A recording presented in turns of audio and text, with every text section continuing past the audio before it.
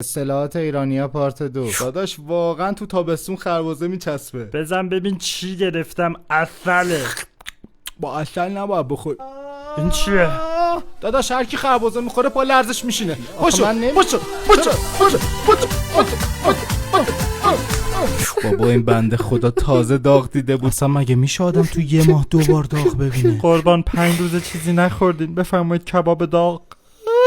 بابا این داغداره برای چی؟ بنده خدا.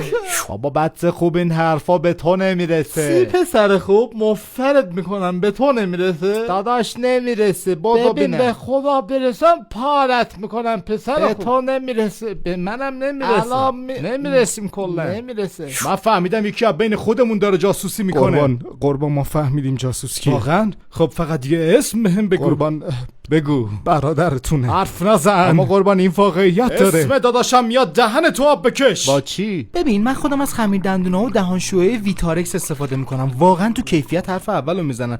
تازه قراره به 5 نفر 5 میلیون جایزه بدن. فقط کافیه اسم برندشون این زیر کامنت کنی. خیلی جالب نیست؟ خیلی جالبه. سید به خدا این حرفو بین این دو جوون زشته. برو پادرمیانی. جوونن دیگه حاج آقا چی بگم؟ الان میرم پادرمیانی میکنم. من چخ داداش من دیوونم میزنم عقب با من صبر کنید. پادرمیان. حاجی سید به من پا داد.